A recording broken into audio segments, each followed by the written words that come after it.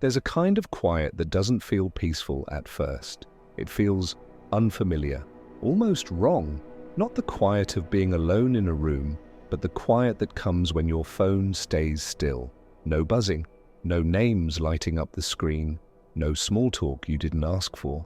It's the quiet that arrives after years of constant connection, after replying fast, after checking in, after being the one people expected to hear from. And one day, without planning it, you stop reaching. You don't announce it.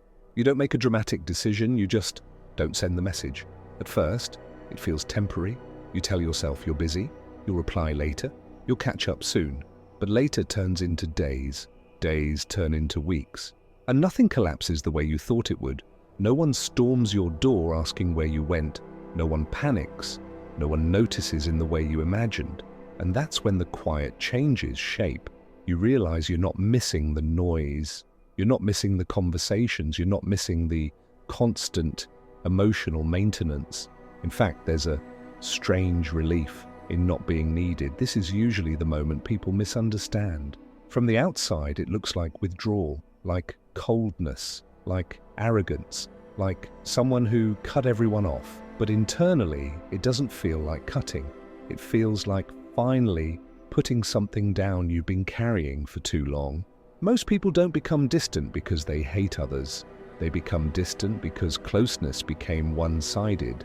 For years, you were available. You remembered details. You checked in. You showed up emotionally even when it cost you energy you didn't have. You learned how to be reliable before you learned how to be protected.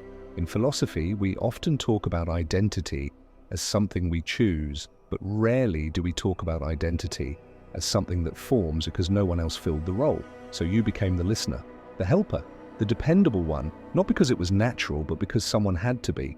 Over time, that role hardens. People stop asking how you are and start assuming you're fine, and you go along with it. Because explaining feels heavy, because correcting them feels selfish, because being low maintenance feels safer than being honest. Until one day, something breaks. Not loudly, not publicly, quietly.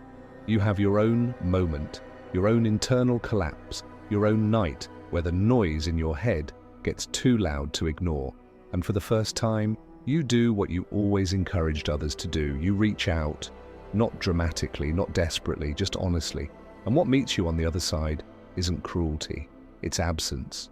No urgency, no presence, no real response. That's when the quiet becomes permanent. Not because you want revenge, not because you've given up on people, but because something inside you finally understands the truth. You were already alone.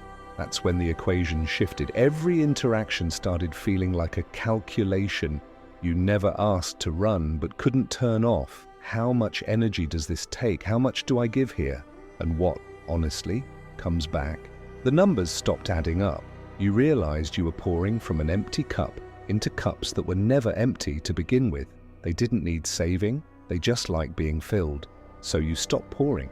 And yes, people noticed. They always notice when access changes, when replies slow down, when you stop initiating, when you decline invitations again and again until the invitations quietly disappear. People notice absence far more than effort, but what they don't notice is the reason. They say things like, "You've changed. You're so distant now. What happened to you?" It's said like an accusation, as if you owe them the version of yourself that kept running on fumes, the version that said yes when it hurt, the version that made time even when there was none left. They want the old you back, the accommodating you, the endlessly available you. What they don't understand is that version of you couldn't survive. Your nervous system figured this out long before your conscious mind did. It learned the pattern every time you opened up, every time you trusted, every time you showed up fully without armor. The ending was the same.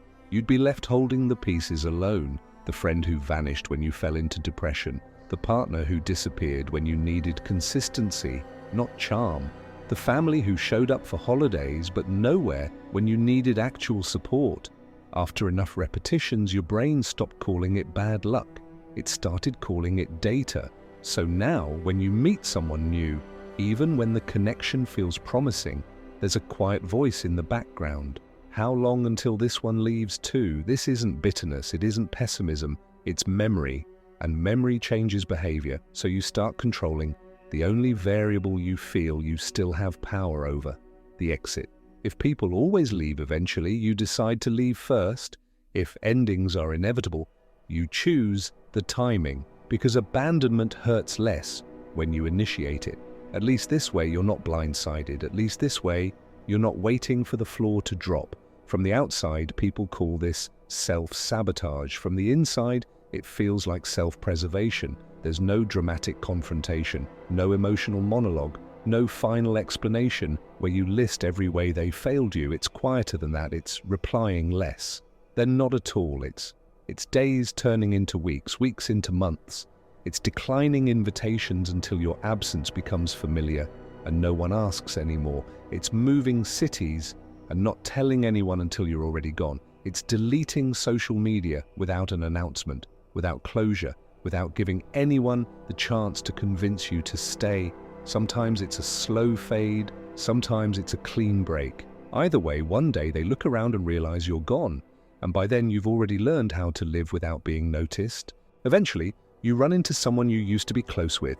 They smile, ask how you've been. You say, "Good." You?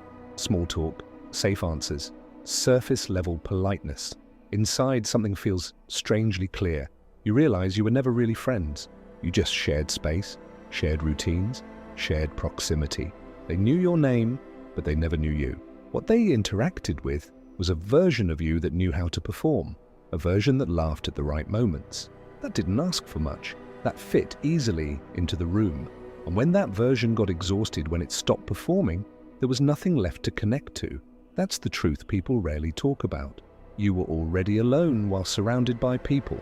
Being physically alone just made the feeling honest. Some people assume you hate them now, that you're bitter, that you're holding grudges.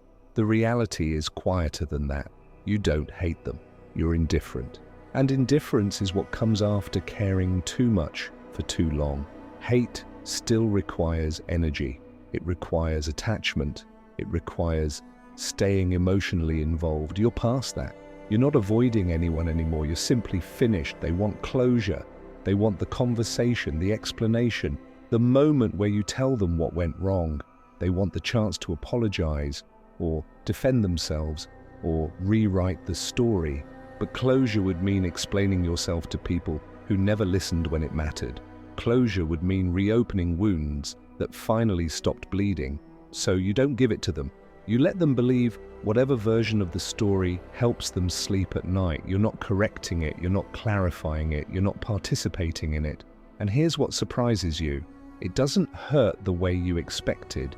The solo holidays, the birthday that passes without a message, the emergency you handle alone because there's no one to call. You thought it would feel devastating. Instead, it feels quiet, and quiet, unexpectedly, becomes your favorite sound. This pattern didn't begin in adulthood, it started much earlier. Somewhere in childhood, you learned a lesson without words. People leave, or people hurt. Maybe it was a parent who was physically present but emotionally unreachable. Maybe love came with conditions you could never quite meet. Maybe you learned early that asking for help meant hearing "not now," or "figure it out yourself," or nothing at all. Maybe someone walked out. Maybe promises were broken. Maybe the house stayed intact but filled with silence or tension. You learned that connection didn't equal safety. Or maybe it was subtler. Maybe your emotions were inconvenient. You came home upset and were told you were too sensitive, that others had it worse, that it wasn't a big deal. You learned to minimize yourself. You stopped crying because it made people uncomfortable. You stopped asking for help because the sighs and eye rolls hurt more than struggling alone. You learned to celebrate quietly, to succeed without drawing attention, to carry things internally. Those experiences didn't just hurt, they taught. Your nervous system, still forming, absorbed a simple rule. Needing people is dangerous. Depending on someone means giving them the power to disappoint you. So you adapted. You became independent, not because you wanted to be, but because you had to be.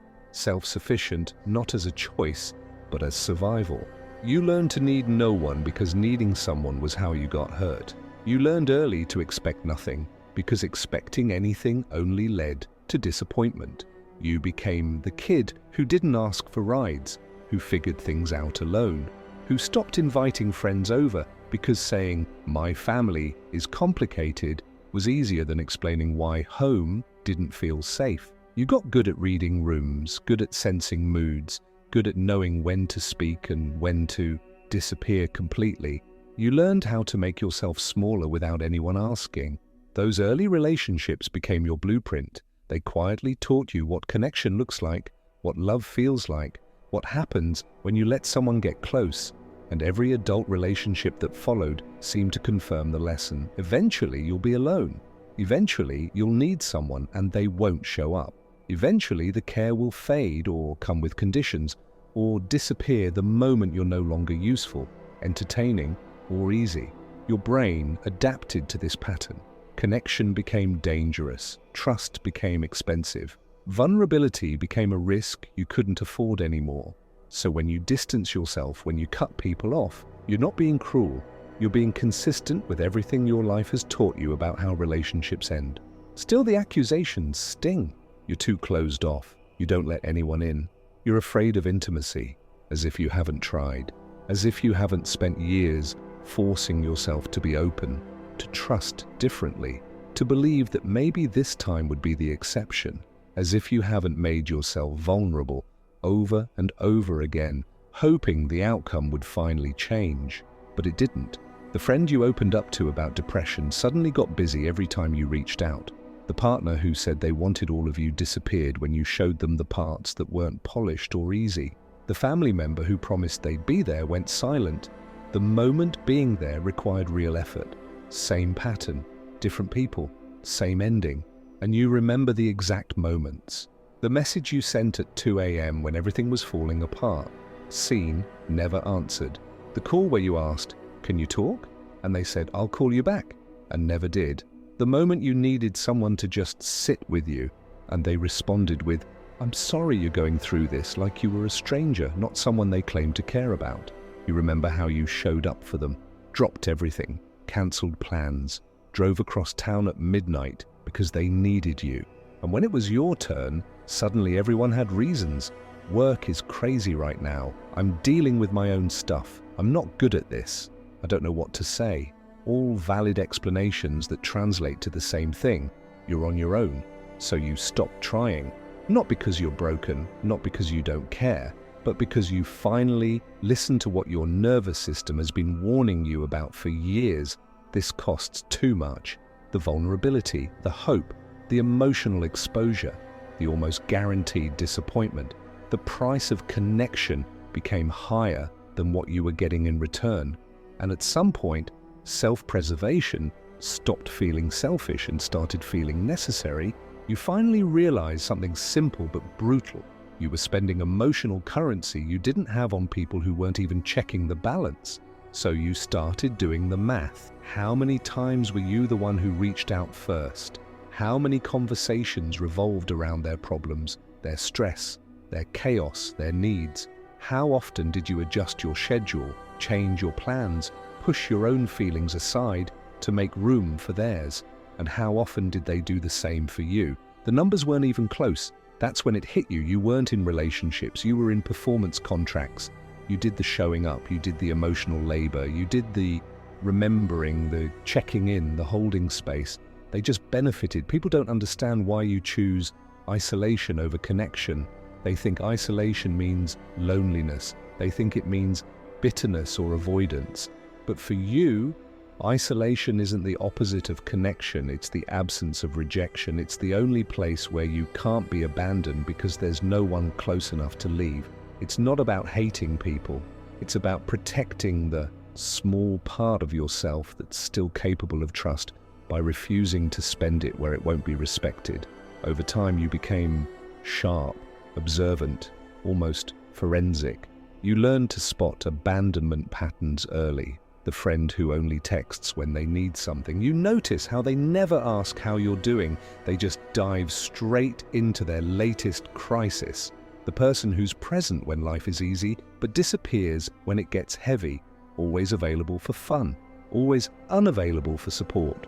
The relationships that feel transactional, where you're constantly giving and quietly keeping score, even though you wish you didn't have to. You feel it in your body before your mind catches up. That familiar weight, that subtle tension, that sense that you're trying harder than they are.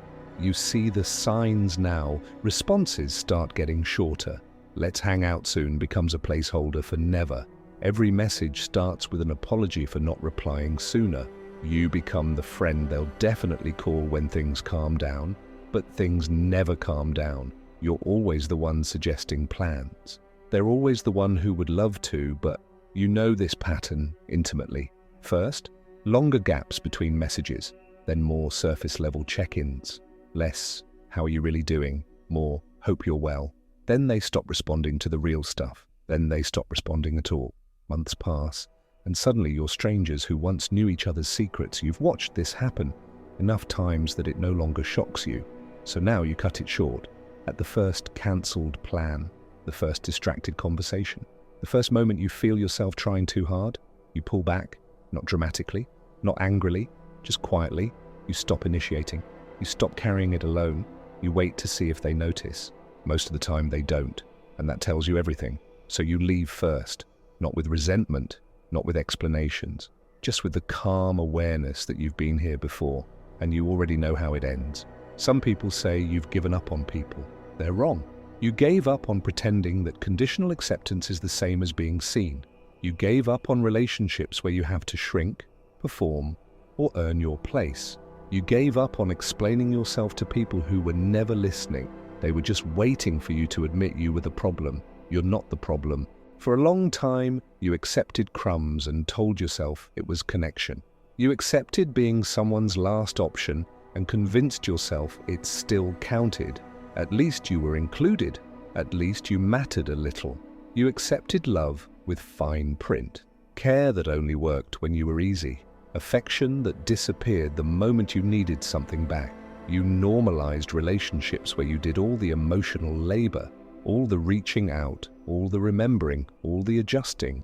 And you told yourself it was enough that they replied sometimes, showed up occasionally, acknowledged you existed when it didn't cost them much, until one day it wasn't enough anymore.